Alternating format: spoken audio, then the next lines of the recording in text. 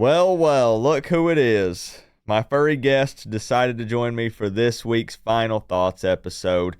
Manny versus Mario, Duke versus Miami, the showdown at Hard Rock Stadium. A game where emotions will definitely be high, no matter what anyone says. Manny Diaz, hey, probably is not a huge fan of Mario Cristobal. Mario Cristobal, probably not a huge fan of Manny Diaz. Both of them kind of want to maybe prove a little bit of a point. Manny wants to say, hey, I can beat that guy that you fired me for. Mario kind of wants to say, hey, I can show you that you made the right decision, and I'm going to beat that guy you fired to get me. But I do want to make it known right quick, I have no ill will towards Manny Diaz. I'm seeing a trend, a lot of comments on my preview video of people saying, Coop, take it easy on Manny. Why you being so hard on the guy? Look, I have a cardboard cutout of the man. I don't hate his guts or anything. Now, I did bury it in my backyard when he got fired, but I dug it back up, for some skits and some different things. I don't hate the dude. Now, obviously, I don't want him to succeed when he's playing Miami. I want him to do really bad when he's playing the Canes, but he's doing his thing. He went and became a defensive coordinator for a little bit. He had got his feet wet with the head coaching job at Miami, and now he's a head coach once again at Duke, and Duke fans love him. Look, I've talked to a bunch of them. They love the guy. So, no hate from me. But I just wanted to get that out of the way. I did also just realize that I'm rocking a blue flannel. You guys are probably going to light me up in the comment section. Go easy on me. It's the first one I grabbed. I'm rocking the 5 and counting tee underneath. This really, really bad timing on my part. But let's give some final thoughts here on this game. What are we worried about with Duke? What are we not so worried about? And I really want to come out and say I would love to see Miami's D-line give Malik Murphy problems on Saturday afternoon. I would love to see a lot of pressure on him, not giving him time to sit back and scan the field and make those big throws, because the dude has a big arm, but he really is a statue back there. When you factor in the sacks this season, he's right at around negative 55 yards. So this is a guy that is not a dual threat dude. And we need the D-line to help out the DBs a little bit, because this is a pocket passer type guy. So if they can get pressure on him, if they can rattle him, get in his face, force him to make some bad throws, it would really help out the Miami defense a ton. Because once the competition stepped up, we did see a little bit of a drop-off with the D-line. I know guys are doubling Bain at times. I know they're holding Bain a lot of times. But other guys are going to have to step up, man.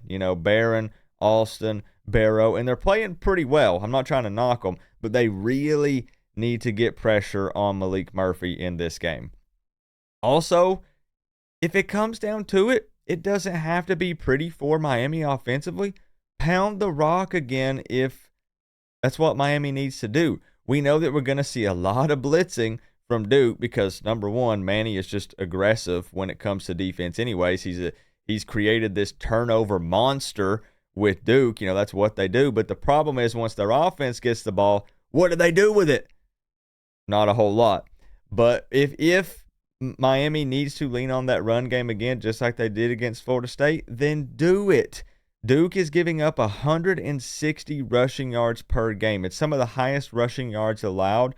I know for a fact in the ACC, it's very close to it. But again, when you want to look at the complete opposite side of it, I think they have the top-ranked pass defense in the ACC. So one of the worst run defenses, but one of the top pass defenses. So again, hey, that shows you.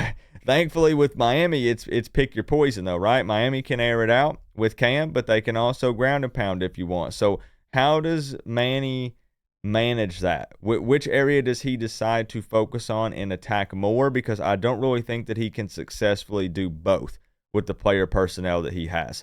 Now, for Duke, they do have some playmakers. You want to keep an eye on Jordan Moore, their wide receiver. He's probably their biggest deep threat guy, but it's going to come down to how many snaps he gets to play. He's not been healthy for many, many weeks, and they have another guy that stepped up, Pankel, but Jordan Moore is absolutely a deep threat for them, and he'll make every snap count, even if he's not out there for the entire game. And then also Star Thomas, their running back. He's probably the best athlete on the field for them on the offensive side of the ball. But again, Duke is going to blitz. They're going to try to create turnovers. You'd like to think that Miami put an emphasis on ball security this week. I would assume that they did. And let's also not forget how bad Duke's kicker is. And really more so, let's shift it over and be super thankful for how good Andy Borregales is. Thank goodness we have a good kicker, because their kicker is just not good. I would maybe even expect for them to pull a Florida State in a way and be super aggressive with going for it on, fourth down, even fourth and long at times, because their kicker has been struggling. They had an opportunity to beat SMU, and the field goal got blocked. He had missed an extra point that game. He had already missed another field goal, I believe. He's not been playing really well, so I don't think that there's going to be a whole lot of trust in their kicker going into this one. But overall, I'm not super concerned going into this game. Duke has only lost 2 football games, Georgia Tech and SMU. And again, they did hold that powerful SMU offense to a really low amount of points, considering that they were averaging 40 points per game, and I think they held them to like 28, including overtime. But the thing is, do you really think that they can stop Miami's drives on offense as often as they did with SMU, with creating those 6 turnovers? And then even when they did, they very rarely turned into points. I know the last 3 drives that they created turnovers against SMU resulted in 0 points. Miami is going to put up some points, and I do not think Duke can match it. And I think it's pretty simple. Get the pressure on Malik Murphy.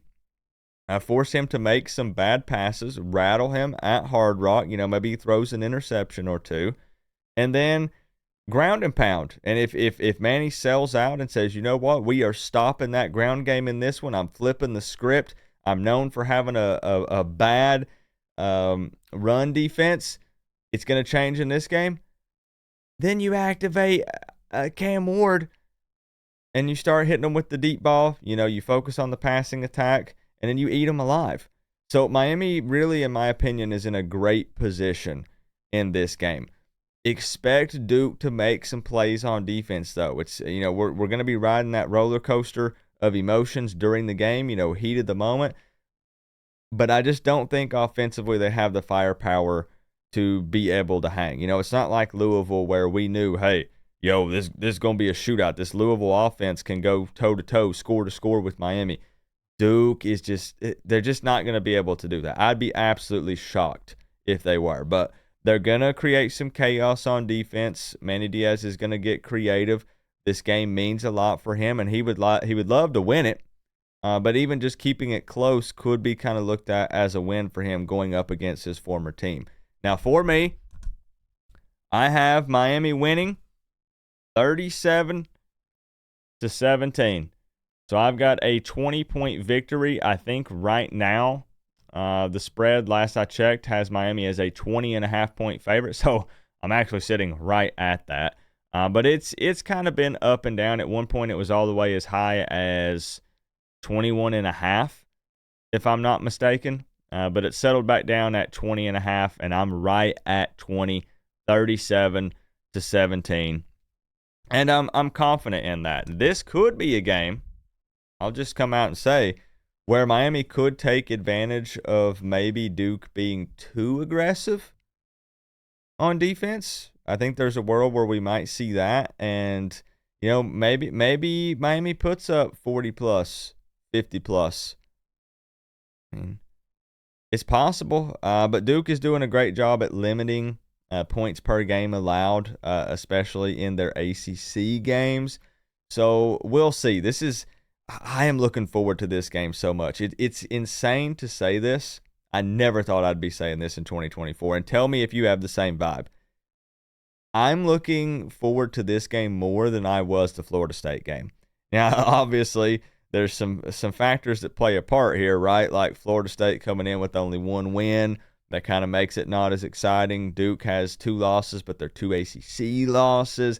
But Manny versus Mario, obviously the hype is there for that. The battle of a high-powered offense versus a very aggressive defense that loves to force turnovers. You have the experienced Cam Ward who's lighting it up. Then you have the young Malik Murphy who's a pocket passer but trying to make a name for himself. Big arm, is not afraid of the big throws. This is an exciting game. I am way more pumped for this, and I'm hoping that I can see more excitement from the college football family, from Canes fans, because the hype was not there on the Duke preview. The hype was not there for the Inside Insight show. So I don't know what's going on. We got to see more hype. Maybe it's because it's a noon game. I don't freaking know. But Miami is undefeated, 8-0 right now. Hype should be absolutely through the roof for every single game. Now, closing thoughts here. I do just want to add, when I say that I'm not worried about this game, I'm not. Like, when you break this down, Miami should win this game. But in the back of my mind, I am a little concerned. And it's not even because it's Duke specifically. It actually has nothing to do with Duke. Man, anything can happen, right? I'm not trying to disrespect Duke.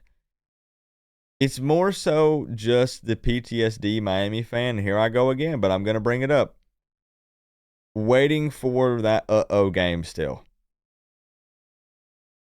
And it always worries me each and every week. Like, I come on here and I spew confidence, and I'm like, look at this team. Even when we're scraping by, I still feel like Miami, with the high-powered offense and when we're in control, like we've got it, it's in the bag, we're safe.